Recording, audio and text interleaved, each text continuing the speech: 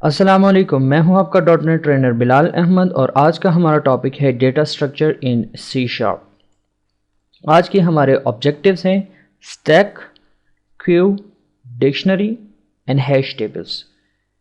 Stack, queue, dictionary और hash table basically हमारे पास डेटा स्ट्रक्चर्स के कुछ क्लासेस है या डेटा स्ट्रक्चर्स के कुछ ऑब्जेक्ट्स है जो हम सी शार्प में यूज़ करते हैं। डेटा स्ट्रक्चर क्या है हमारे पास? डेटा स्ट्रक्चर हमारे पास ये है कि अगर हमारे पास कलेक्शन में कोई डेटा है तो उसको हम इस फॉर्म में स्ट्रक्चराइज करते हैं ताकि हमें रिट्रीवल में आसानी हो और हमें अपने प्रोग्राम के फ्लो कंट्रोल करने में आसानी हो, जिसके लिए हम डिफरेंट टेक्निक यूज़ करते हैं या डिफरेंट क्लासेस यूज़ करते हैं, जिसमें से स्टैक, क्यू, डिक्शनरी और हैश टेबल मेन क्लासेस हैं। हम सबसे पहले हैश देख लेते हैं और स्टैक देख लेते हैं। स्टैक हमारे पास क्या है? स्टैक बेसिकली हमारे पास डेटा को रिप्रेजेंट करता है लास्ट इन फर्स्ट आउट के फॉर्म में। लास्ट इन फर्स्ट आउट से मुराद है कि जो हमारे पास लास्ट वैल्यू आएगी वो फर्स्ट इस स्टैक से या इस लिस्ट से निकलेगी या पॉप होगी। हमारे पास दो फंक्शंस हैं यहाँ पे, दो फंक्शंस, एक है पुश और सेकंड है पॉप। जब हम अपने स्ट्रिंग में कोई वैल्यू या कोई आइटम हम इंसर्ट करते हैं तो हम उसे पुश कर रहे होते हैं। जब हम कोई आइटम या कोई वैल्यू हम ऐड करते हैं तो हम उसे पुश कर रहे होते हैं स्टैक के इनसाइड। और जब हम स्टैक से कोई वैल्यू या कोई आइटम हम रिमूव करते हैं तो हम उसे पॉप करते हैं पुश में से। पुश बेसिकली एक फर्स्ट ऑब्जेक्ट है जो हम स्टैक के अगेंस्ट यूज़ करेंगे, क्योंकि स्टैक के ऑब्जेक्ट्स बनाने के बाद या स्टैक के इंस्टेंस क्रिएट करने के बाद हम उसमें वैल्यूज़ पुश करते हैं और जब हमें कोई वैल्यू रिमूव करनी हो तो हम पॉप यूज़ करेंगे। इसकी एग्जांपल हम कोड के थ्रू इजीली देखेंगे। इसी तरह से हमारे पास क्यू है। क्यू में जिस तरह से स्टैक में हमारे पास लास्ट इन फर्स्ट आउट था, इसी तरह से क्यू में हमारे पास है फर्स्ट इन फर्स्ट आउट। जो वैल्यू फर्स्ट आएगी वो फर्स्ट आउट होगी हमारे पास। क्यू में एक लिस्ट है, एक बंच है, और सेम स्टैक की तरह हमारे पास यहाँ पे भी दो फंक्शंस है। जब हम क्यू में कोई आइटम ऐड करेंगे, जब हम क्यू में कोई भी आइटम ऐड करेंगे या कोई वैल्यू ऐड करेंगे तो हम इन क्यू के थ्रू करेंगे, और जब हम क्यू से कोई वैल्यू रिमूव करेंगे तो हम डी क्यू के थ्रू रिमूव करेंगे। राइट, इसकी भी हम एग्जांपल देखेंगे कोड में। थर्ड हमारे पास है डिक्शनरी। डिक्शनरी जो है हमारे पास वो दो पैरामीटर्स में है हमारे पास। फॉर एग्जांपल स्ट्रिंग और इंटीजर, या फिर इंटीजर और स्ट्रिंग, या फिर कैरेक्टर और स्ट्रिंग, या फिर कैरेक्टर और इंटीजर। ये दो पैरामीटर्स कुछ भी हो सकते हैं। राइट, ये दो पैरामीटर्स रिप्रेजेंट क्या करते हैं डिक्शनरी के इनसाइड? जो फर्स्ट पैरामीटर होगा हमारा, जो ये फर्स्ट पैरामीटर होगा वो बेसिकली हमारी की है। जो सेकंड पैरामीटर है वो बेसिकली हमारी वैल्यू है। String, integer, dictionary is used in different elements. हम क्या करते हैं, हम स्पेसिफाई करते हैं की टाइप्स एंड वैल्यू में। फॉर एग्जांपल यहाँ पे हमारे पास की स्ट्रिंग है और वैल्यू हमारी है इंटीजर में।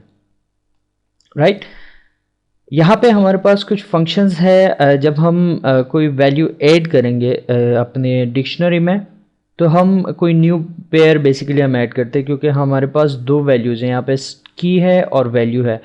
एडिशन के वक्त हमें दोनों वैल्यूज़ इसको प्रोवाइड करनी होगी। दोनों वैल्यू से मुराद कि हमें की और वैल्यू दोनों एक साथ इंसर्ट करनी होगी। हम इंडिविजुअली की या फिर इंडिविजुअली वैल्यू इंसर्ट नहीं कर सकते, हमें दोनों वैल्यूज़ इंसर्ट करनी होगी जब हम डिक्शनरी डेटा यूज़ करेंगे।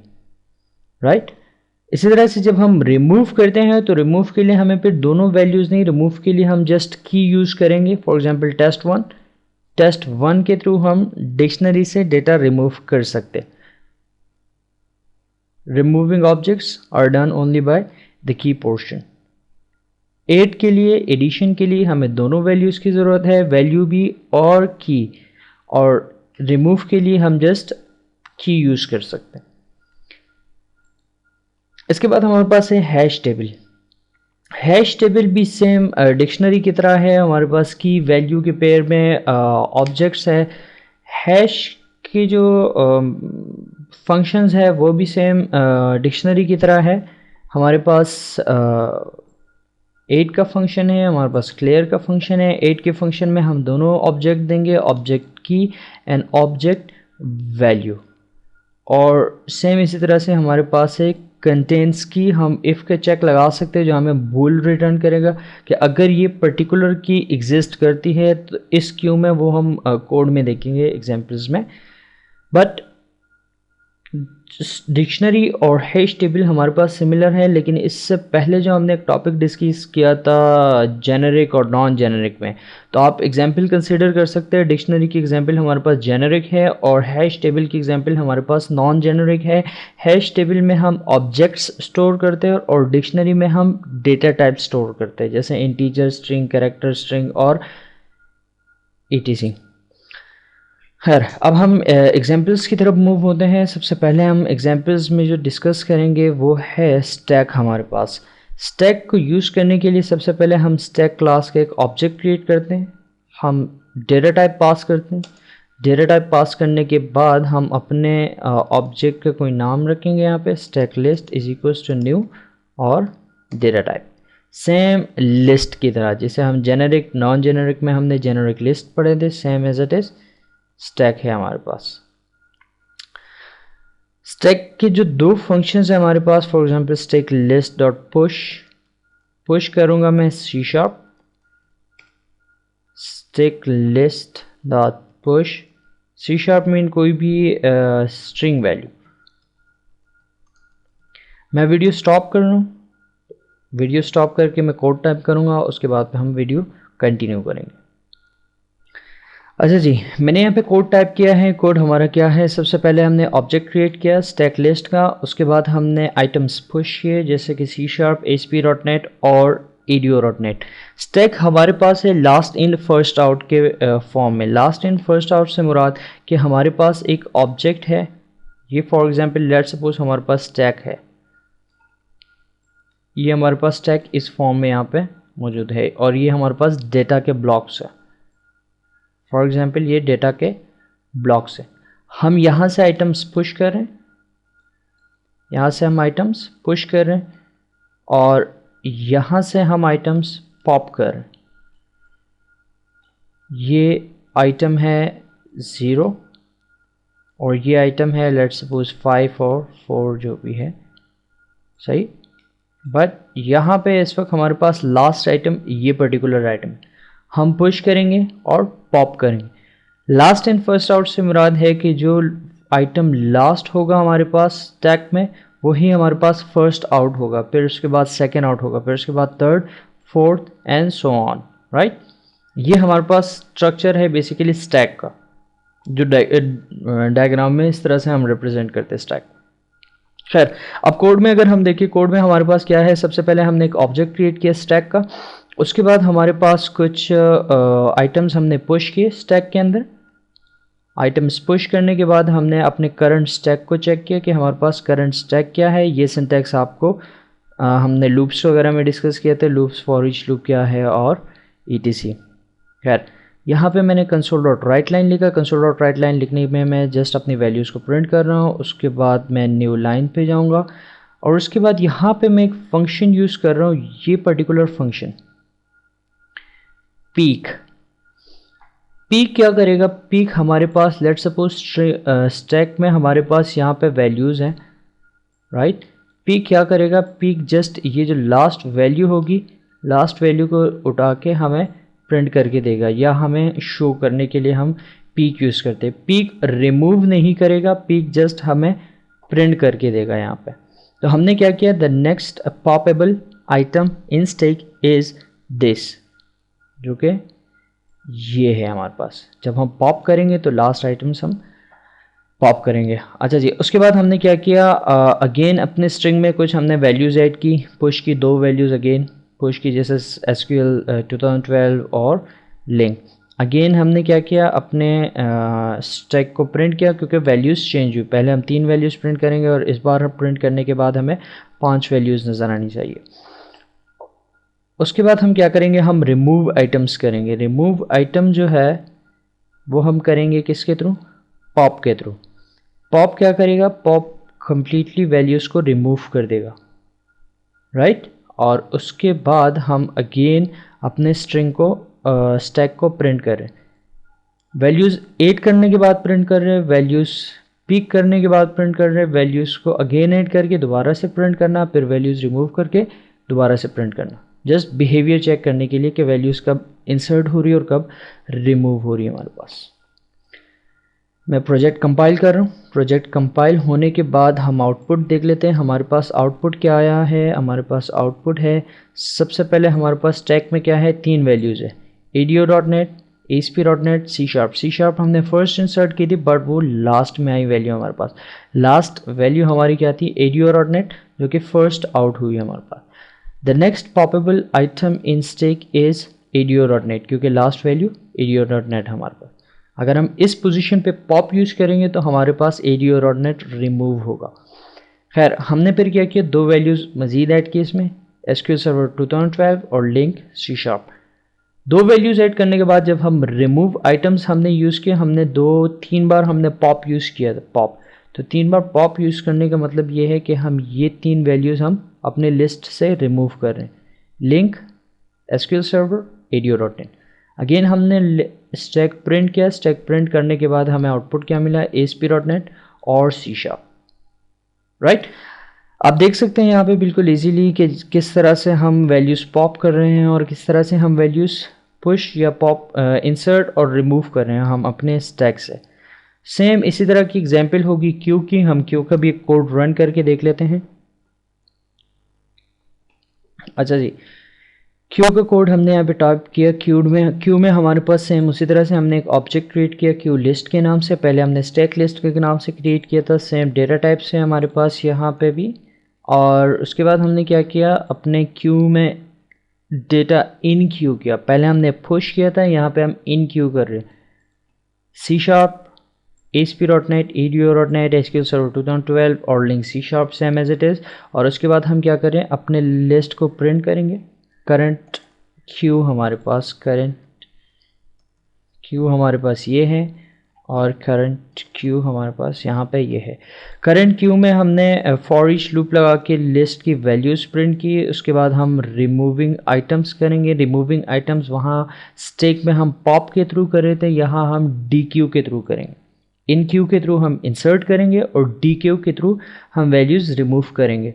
उसके बाद हमने क्या किया, करंट क्यू अगेन हमने सर्च किया, प्रिंट किया और आउटपुट हमारे पास ही आया। हम प्रोजेक्ट कंपाइल करके देख लेते हैं कि हमारे पास क्या डिफरेंस है स्टैक में और क्यू में। स्टैक का क्यू को अगर मैं ग्राफिकल रिप्रेजेंटेशन में अगर लिखूँ तो क्यू में हमारे पास फॉर एग्जांपल ये एक पूरी क्यू है। क्यू में हमारे पास यहाँ पे डेटा है, ब्लॉक्स है, डेटा के ब्लॉक्स है बेसिकली, सही है एज इट इज़। स्टैक में जहाँ हम लास्ट इन फर्स्ट आउट कर रहे थे, यहाँ पे हम फर्स्ट इन फर्स्ट आउट करेंगे। फर्स्ट इन का मतलब ये है कि यहाँ से हम वैल्यूज़ इंसर्ट कर रहे हैं, राइट। ये हमारी फर्स्ट वैल्यू है, फिर सेकंड, फिर थर्ड, फिर फोर्थ और फिर 5। और यहाँ से हम वैल्यूज़ रिमूव कर रहे हैं, मीन्स कि जो वैल्यू फर्स्ट आई थी वो फर्स्ट रिमूव होगी, उसके बाद सेकंड, फिर थर्ड, फिर फोर्थ और फिर 5। स्टैक में हम यहीं से डायरेक्ट रिमूव कर रहे थे, जो लास्ट इंसर्ट थी वही फर्स्ट आउट थी हमारे पास। बट यहाँ पे सिनेरियो डिफरेंट है, यहाँ पे डायग्राम भी डिफरेंट है, फर्स्ट इन फर्स्ट आउट है यहाँ पे। इसका मतलब ये कि जो हमने C# फर्स्ट इंसर्ट किया, हमारे पास फर्स्ट आउट भी C# ही होगा कोड के आउटपुट में। हम देख लेते हैं, प्रोजेक्ट कंपाइल कर रहा हूँ। हमारे पास क्या है, यहाँ पे C# फर्स्ट वैल्यू है और आउटपुट में भी हमारे पास C# फर्स्ट वैल्यू है। C#, ASP.NET, ADO.NET, SQL server, link और एज इट इज़। हमने जैसे प्रिंट किया करंट क्यू और उसके बाद हमने क्या किया, रिमूविंग आइटम्स के थ्रू हमने कुछ DQ का फंक्शन 3 बार यूज़ किया। 3 बार यूज़ करने का मतलब है कि हम ये पर्टिकुलर 3 वैल्यूज़ रिमूव कर रहे हैं अपने आइटम से। लास्ट वैल्यूज़ हमारे पास क्या होगी, करंट क्यू में हमारे पास ये 2 वैल्यूज़ रिमेनिंग होगी। देख सकते हैं कोड बिल्कुल सिमिलर है स्टैक का और क्यू का, बट मैकेनिज्म डिफरेंट है, सिनेरियो डिफरेंट है। वो लास्ट इन फर्स्ट आउट है, ये फर्स्ट इन फर्स्ट आउट है। इसके बाद एग्जांपल थी हमारी डिक्शनरी की। डिक्शनरी जैसे मैंने कहा था कि हमारे पास डिक्शनरी जो है वो की और वैल्यू के पेयर में है, तो जस्ट यहाँ पे देख सकते हैं जेनेरिक टी की और generic T value, right. T से मुराद कि हम कोई भी डेटा टाइप यहाँ पे दे सकते हैं। फॉर एग्जांपल की हमारी होगी इंटीजर में और वैल्यू हमारी होगी स्ट्रिंग में, और दिस इज़ मैं जस्ट इसका नाम लिस्ट रख रहा हूँ, राइट। अच्छा जी, लिस्ट में वैल्यूज़ ऐड करने के लिए हमारे पास दोनों की और वैल्यू होनी चाहिए। की फॉर एग्जांपल मैं 1 रख रहा हूँ और वैल्यू में यहाँ पे रख रहा हूँ C#। लिस्ट में वैल्यूज़ ऐड करने के लिए हमारे पास दोनों ऑब्जेक्ट्स होने चाहिए, की और values both. List dot add 3,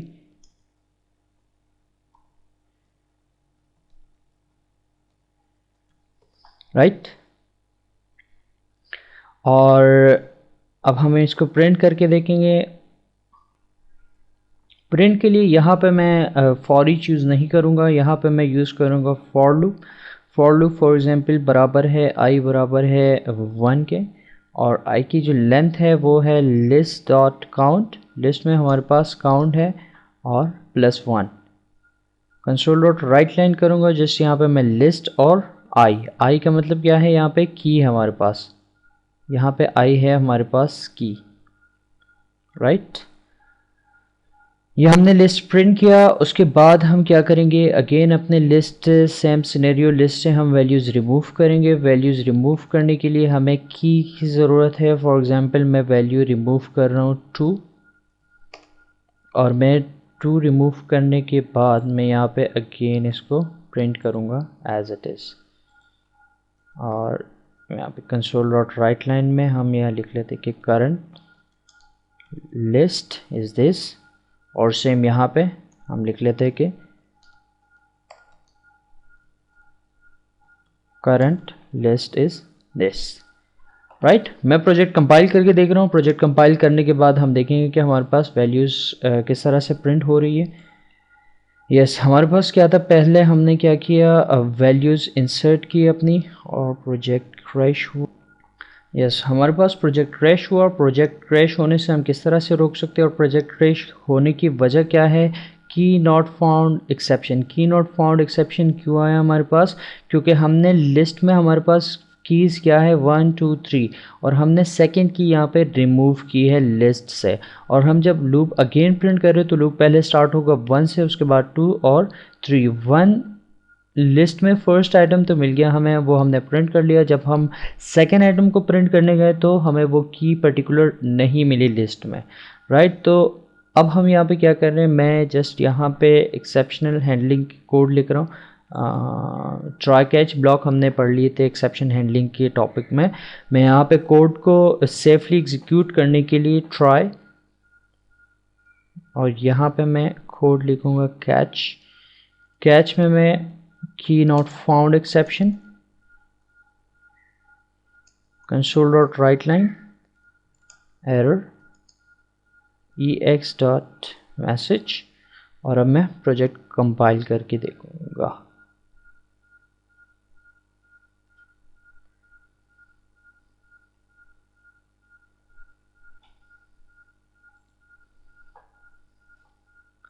project compile करके देख रहा हूँ मैं।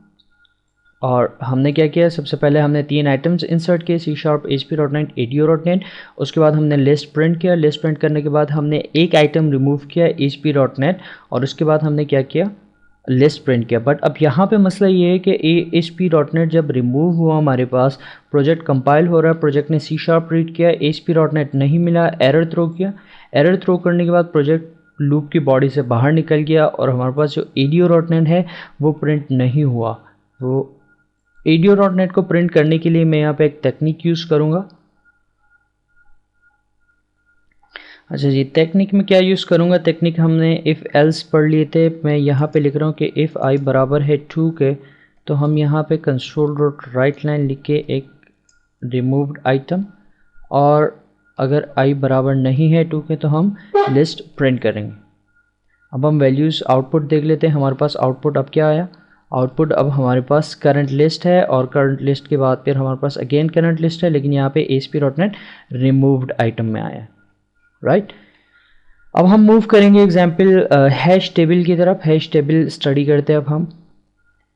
हैश टेबल का कोड मेरे पास सेम कोड है डिक्शनरी के कोड की तरह, बट यहाँ पे मैंने जस्ट क्लास चेंज की। पहले हम जेनेरिक यूज़ कर रहे थे, जेनेरिक इंटीजर स्ट्रिंग, और अब यहाँ पे हम नॉन जेनेरिक यूज़ करेंगे, ऑब्जेक्ट यूज़ करेंगे। लेकिन यहाँ पे भी सेम सिनेरियो हमारे पास की और वैल्यूज़ के पेयर में हमारे पास वैल्यूज़ है, सेम एज इट इज़ जैसे हमने डिक्शनरी में किया वही सेम काम हम यहाँ पे कर रहे हैं, रिमूव कर रहे हैं। रिमूव के बाद हम इफ़ के चेक में हम प्रिंट कर रहे हैं उसको, राइट। और आउटपुट मेरे पास बिल्कुल सेम है, राइट। आज के लिए इतना ही। डेटा स्ट्रक्चर में हमारे पास और भी क्लासेस है, बट जो मेन क्लासेस है वो है स्टैक, क्यू, डिक्शनरी और हैश टेबल जो हमने आज स्टडी किए हैं। आज के लिए इतना ही। Thank you so much. अल्लाह हाफिज़।